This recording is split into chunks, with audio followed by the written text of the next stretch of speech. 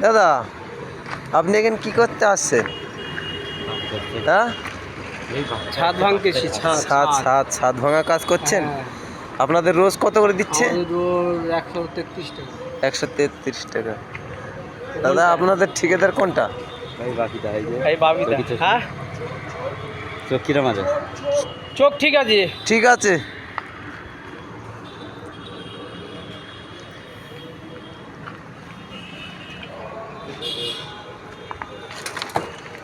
দাদা আপনাদের রোজ কত? 175 টাকা। 175 টাকা। দাদা আপনাদের কথা কিন্তু দুই হয়ে যাচ্ছে।